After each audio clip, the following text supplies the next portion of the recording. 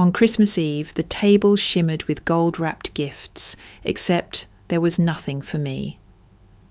I smiled, pretending it didn't sting, just like I'd done for decades. They didn't know I'd come prepared. My parents had always believed they held all the power. They were wrong. Every laugh, every toast, every subtle jab chipped away at the mask I wore.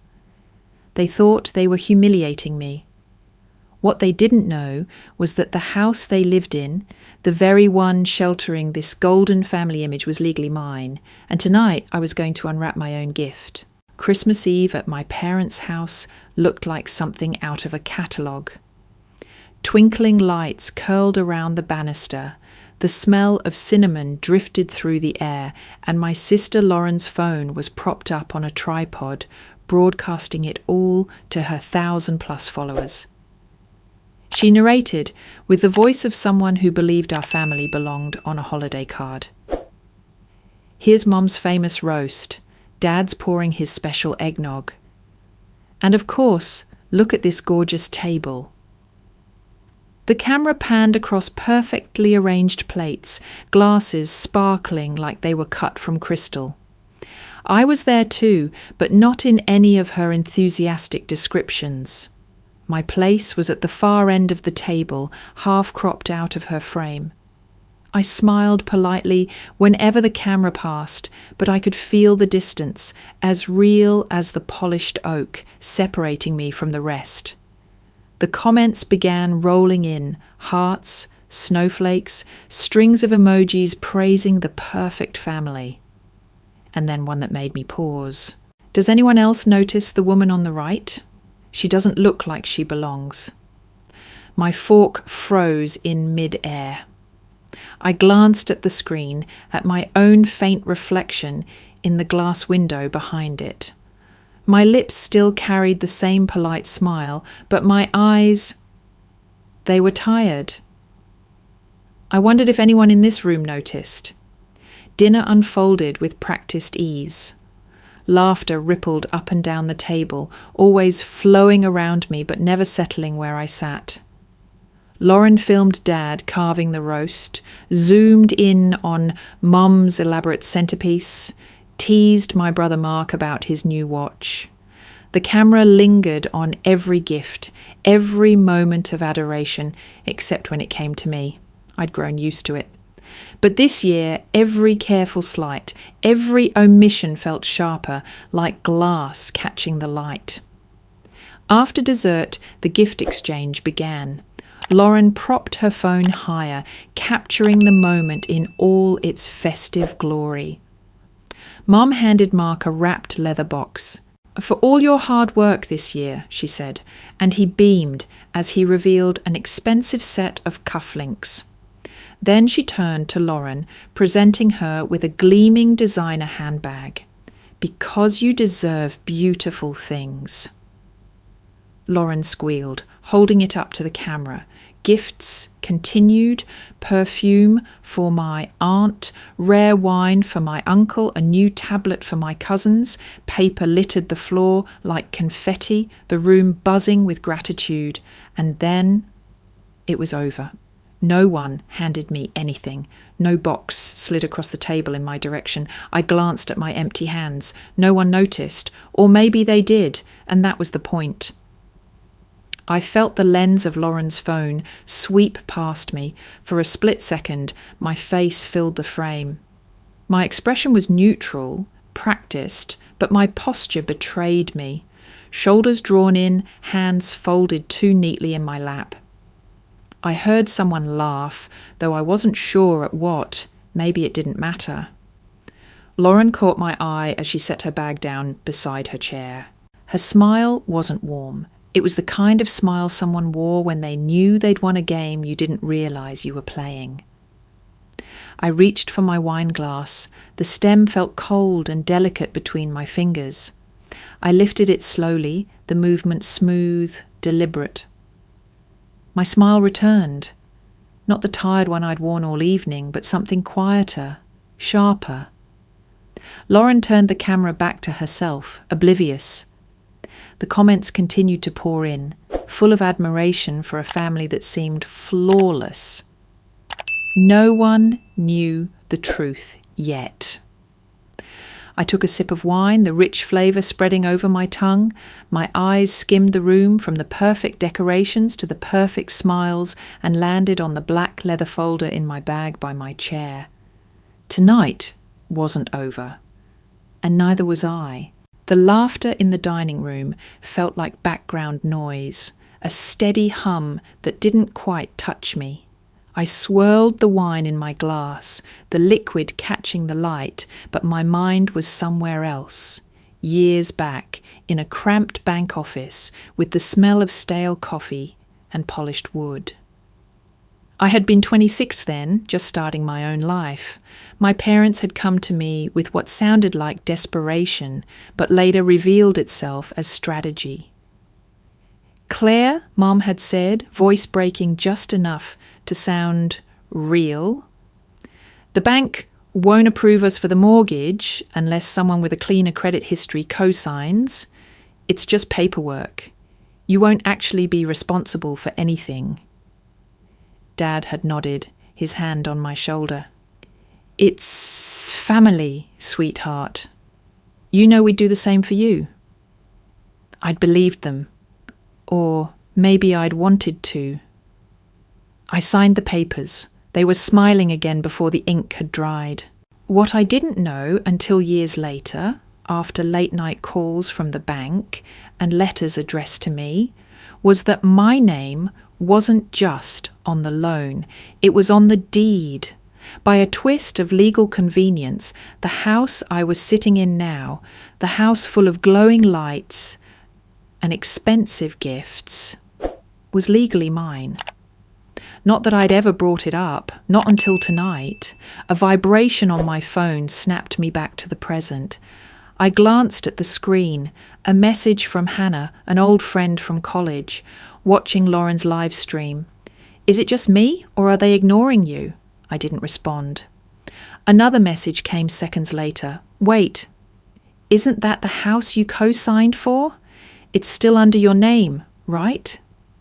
My fingers hovered over the screen, a small, humourless smile curling at the corner of my mouth.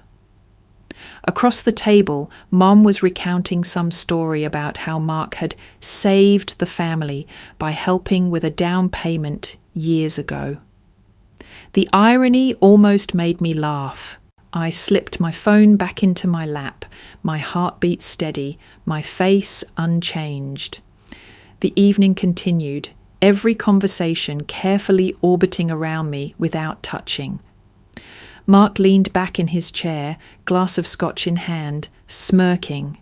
Claire, you're awfully quiet tonight. Everything okay? I offered a light smile, just enjoying the show. Lauren's laugh followed, sharp and bright. That's Claire for you, always so serious. You really should lighten up.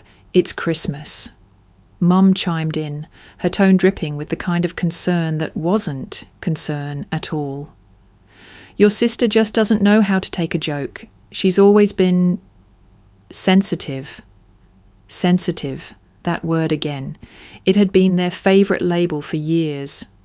A way to dismiss any protest, any hint that I might have needs of my own.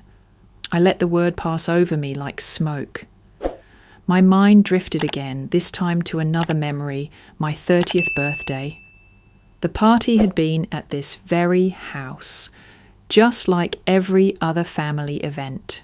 Lauren had gotten engaged the same week, and somehow the night had turned into her engagement celebration instead.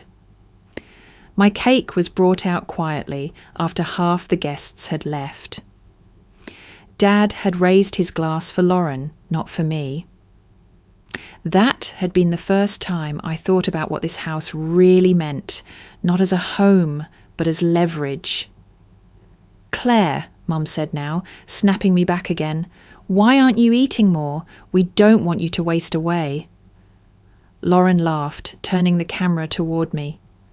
See? She's practically hiding in the corner. Come on, Claire. Give everyone a smile." I smiled.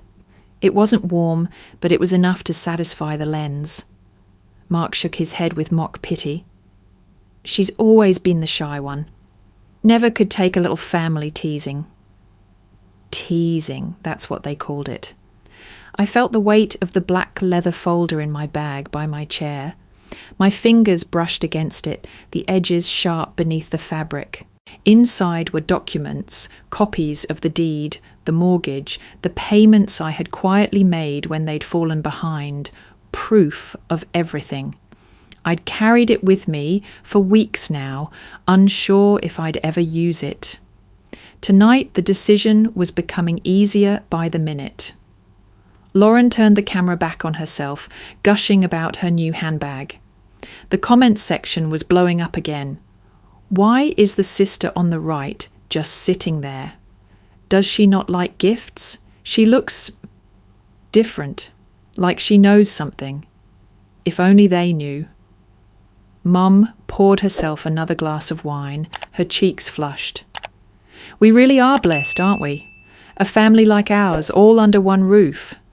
I smiled faintly. Yes, I thought, all under my roof. My phone buzzed again. Hannah, this time, had sent a single line. "If they're not careful, that roof might not be theirs for long." I slipped the phone back into my bag, my hand lingering just a moment longer on the leather folder. The room was warm, the fire crackling in the hearth. Laughter spilled around me again, comfortable, oblivious. And I sat there, calm, silent, with the kind of smile that comes from knowing the game is already over. The game began the way so many of their harmless family jokes did, under the guise of fun, with a sharp edge hidden beneath the laughter. Lauren had the phone angled perfectly, her face glowing in the screen's reflection. "Okay, everyone," she said, grinning into the camera. "Time for our annual Christmas game. Who's the best child?" The comments lit up with laughing emojis and eager spectators. Mark leaned forward with a smirk. "Well, we all know the answer to that." Mum laughed indulgently, reaching over to pat his arm. "Mark's certainly done a lot for the family this year. Steady job, thoughtful gifts, always checking in on us." Lauren chimed in before Mum could finish. "And don't forget me. Keeping the family connected, sharing our lives online. People love seeing us together." She tilted the phone to catch their smiles, her designer handbag conveniently in the shot. No one mentioned my name. The comments began rolling in. Where's the other sister? Why is she not part of this game? Are they seriously ignoring her? I sat quietly at the end of the table, my hands folded neatly in my lap. I didn't speak. I didn't need to. Mark raised his glass. "Well, if we're voting, I nominate Lauren." Dad chuckled, lifting his own glass. "Seconded." The camera panned across the table, capturing each nod, each laugh, each self-satisfied grin. And then, for the first time all night, I looked directly into the camera. I smiled. It wasn't wide, it wasn't bright, but it was real, and it was the kind of smile that made people wonder what I knew that they didn't. The comments shifted instantly. "Did you see that?" That smile gave me chills. Something's about to happen. Lauren didn't notice. She was too busy accepting her win. I sat back in my chair, the hum of the room fading to a distant murmur. For the first time all evening, I felt a strange calm settle over me. A few minutes later, I excused myself from the table. The hallway was quiet, dimly lit by the soft glow of Christmas lights strung along the banister. My footsteps were nearly silent against the hardwood. In the solitude, my heart began to race, not with fear, but with focus. Images flashed through my mind like scenes from a film. My 30th birthday, overshadowed by Lauren's engagement.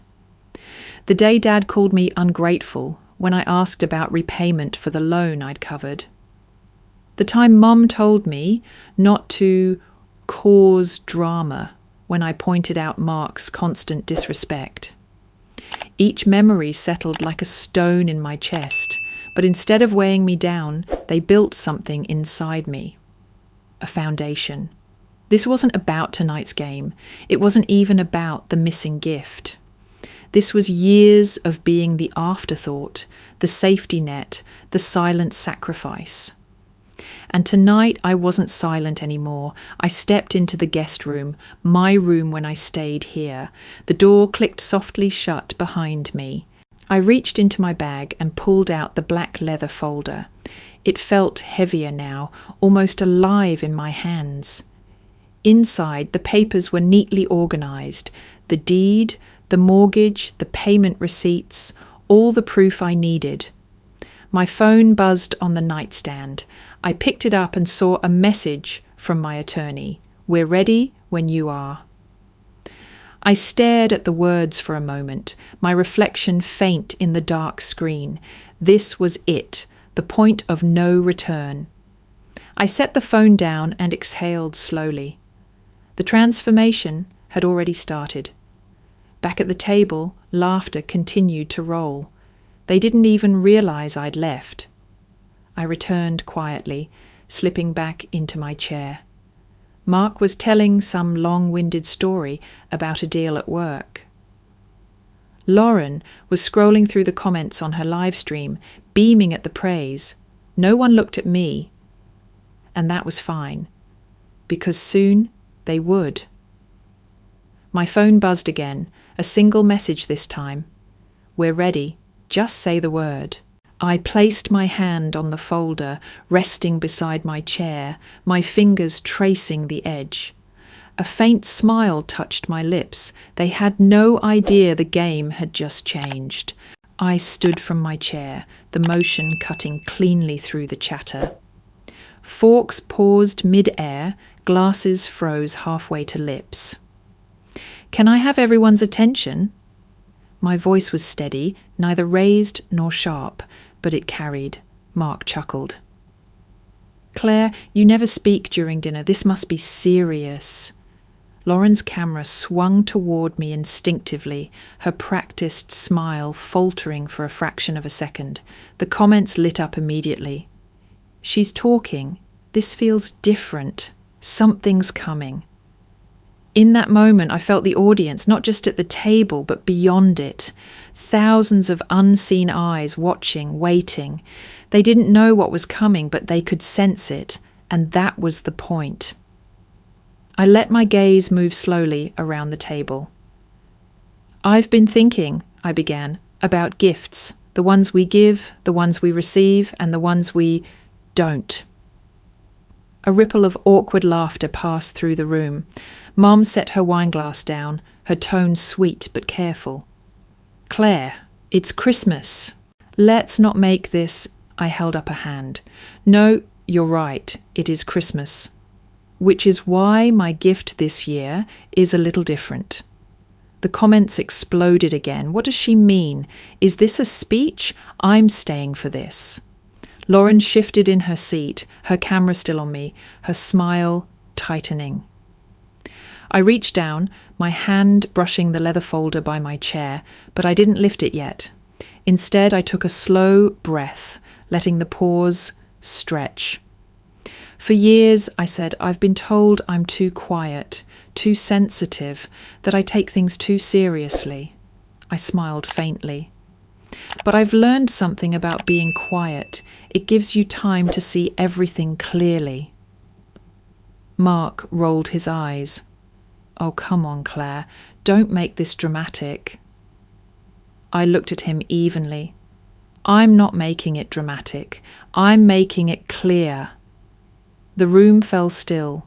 Even Mom didn't try to interrupt. I took a step closer to the centre of the table.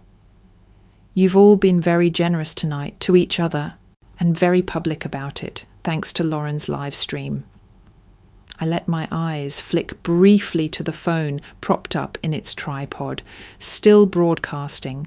The comments had shifted again. This is getting tense. Don't cut the stream. She's about to say something big. I glanced at the folder again, my fingers grazing the edge. My gift this year, I said slowly, isn't wrapped.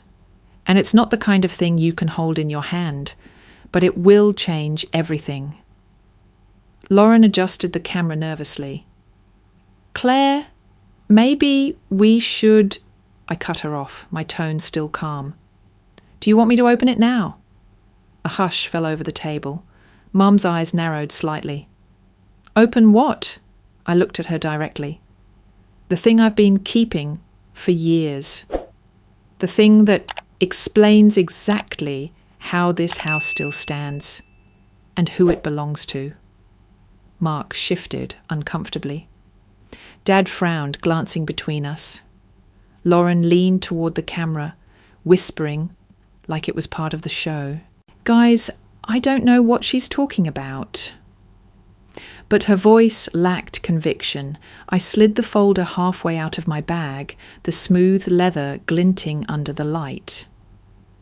Everything you've said about me being quiet, about me not speaking up, it's because I've been waiting for the right moment, and this feels like the right moment. The comments were moving too fast to read now. What's in the folder? Don't stop streaming. This is better than TV. I looked at Mum, then Dad. Are you sure you want me to open it here, now, while thousands of people are watching? The room was silent, except for the faint crackle of the fireplace. No one answered, and that silence was all the answer I needed. I slid the black leather folder fully onto the table. The sound of it against the polished wood was impossibly loud in the silence that followed. Lauren's camera caught every detail, my steady hands, my calm face, the sharp edges of a truth no one at this table wanted to see. Claire, Mum started, her voice dangerously low. What are you doing? I opened the folder with the same care one might use to unwrap a priceless artifact. Inside, the papers gleamed white under the chandelier's light. This, I said, sliding the top document into the centre, is my gift to the family. Mark laughed uncomfortably. Is this supposed to be a joke? No, I said, my voice smooth as glass. It's an eviction notice. The room froze. The air seemed to thicken. Lauren's camera zoomed in instinctively, the words on the page crystal clear for the live stream audience. The comments erupted. No way that says what I think it does. Oh my God, it's real. Keep streaming, do not stop. Dad leaned forward, his face flushed. Claire, what the hell is this? It's a legal document, I said evenly. As the rightful owner of this house, I am terminating your residency, effective immediately. Mum's face went pale. Owner, what are you talking about? I tapped the deed lying beneath the notice. The one you had me sign for, the one you pretended was just a cosign. It's been in my name all these years. You just never thought I'd use it. Lauren's perfect composure cracked. This isn't funny, Claire. Turn the camera off. But she didn't move to touch her phone. She couldn't, because the live stream wasn't just content anymore. It was evidence. Mark lunged forward, grabbing for the paper. You can't just... I slid a second copy from the folder, laying it calmly in front of me. That's fine. I have more. The comments exploded again. She came prepared. This is the plot twist of the year. This family just got demolished live. Mum tried to steady her voice, but the tremor was there.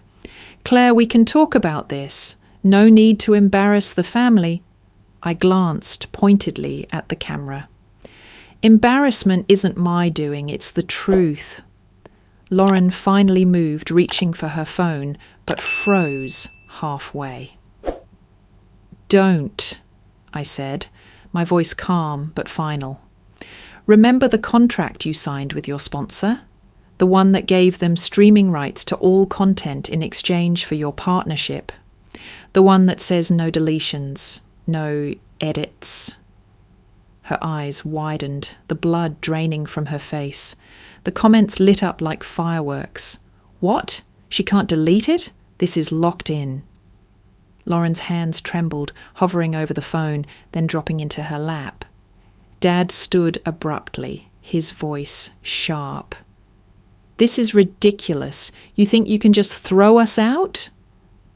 I met his glare without flinching. It's not what I think, it's what the law says. And what the law says is that you've been living in my house without paying a cent, while dismissing me at every turn. That ends tonight. The room was silent, except for the occasional ding of new comments rolling in. The perfect image of the Matthews family, warm, united, successful, was crumbling in real time. Mark's voice broke the silence, quieter now. You don't have to do this. I tilted my head. I didn't have to cover your missed mortgage payments either, but I did. I didn't have to keep the deed in my drawer instead of the bank's. But I did. I didn't have to let this go on for years, but I did. Now I'm done. Lauren's face was blank now, her phone forgotten in her lap. Mum looked at me like she was seeing me for the first time. Not as the quiet daughter in the corner, but as someone she no longer understood. I gathered the papers neatly, tucking them back into the folder. I'll give you until New Year's, I said simply. After that, I expect the house to be empty. The comments had shifted from shock to awe. She's ice cold. This is the most satisfying thing I've ever watched. This is justice. I stepped back from the table, the weight of the folder firm in my hand. As I reached the doorway, my phone buzzed with a new notification. An email. The subject line made me pause. Feature request. Matthews family live stream. A news outlet. The video was already being shared. I didn't look back as I walked toward the front door. The hum of voices behind me was distant now, muffled by the ringing certainty in my chest. This wasn't revenge, this was release, and it was only just beginning. The Matthews house was quieter than it had ever been.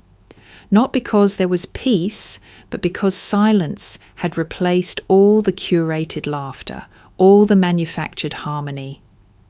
The eviction notice was no longer just a paper on the table. It had become a headline. Within 24 hours, the video from Lauren's live stream had been clipped, captioned, and distributed across every platform imaginable. Social media flooded with comments. They treated her like that for years? Justice has never been this satisfying. This is the end of their perfect image.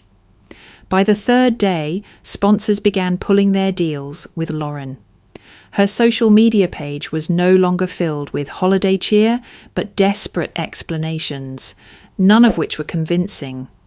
Mark's reputation at work took a hit when colleagues began questioning the values of someone who had openly mocked a family member on camera. Mom and Dad avoided going out entirely. Their neighbours had seen the video. Their church group had seen the video.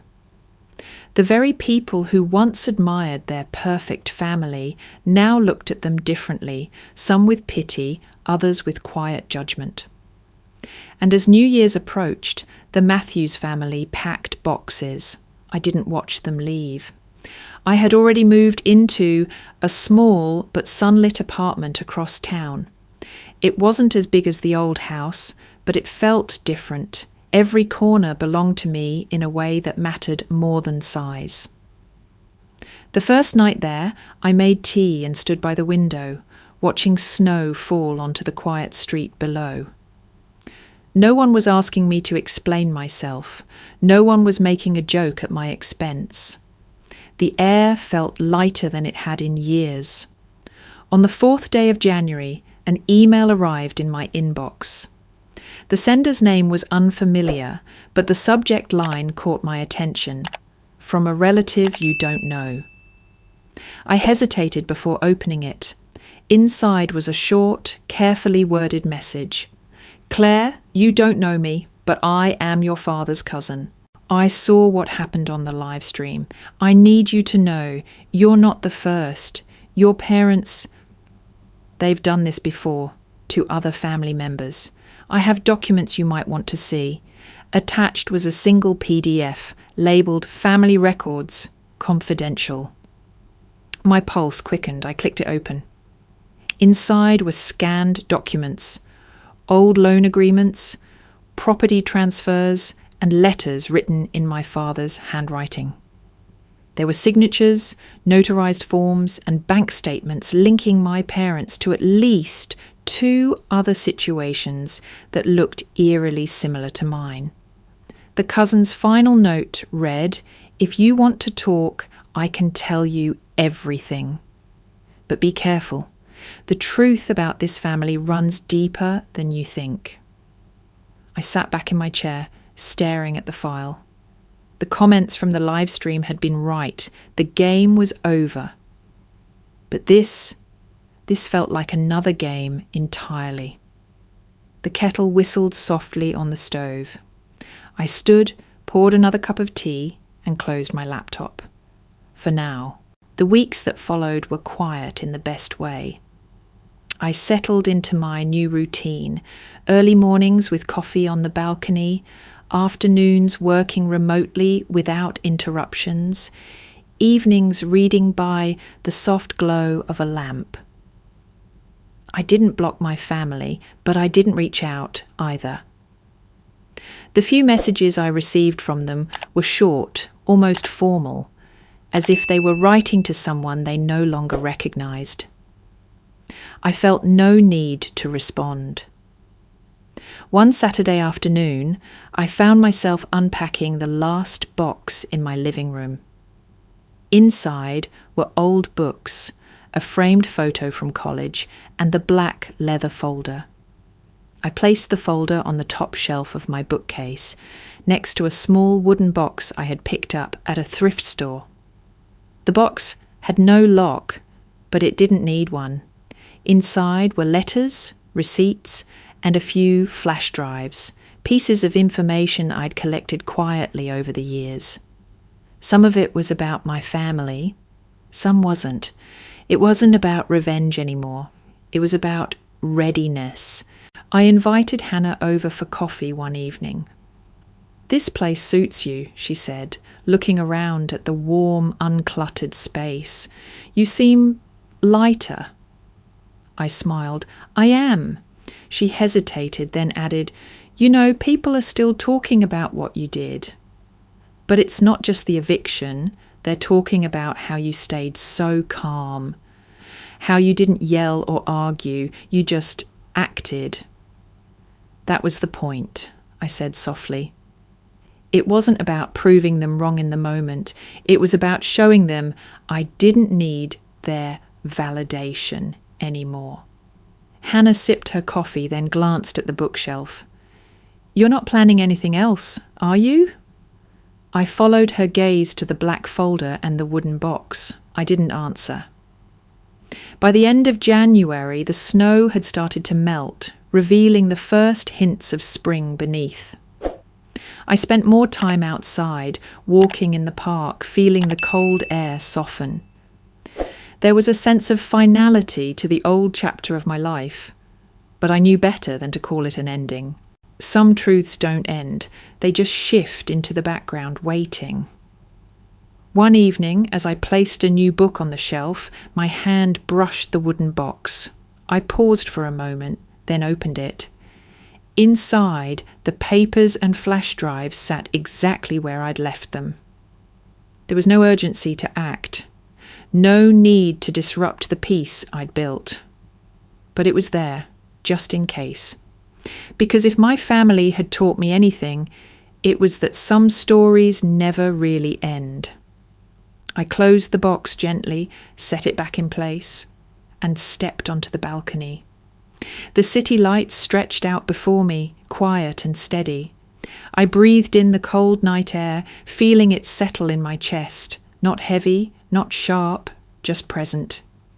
Freedom didn't feel like a shout. It felt like this. And for the first time in years, I felt entirely, completely at home.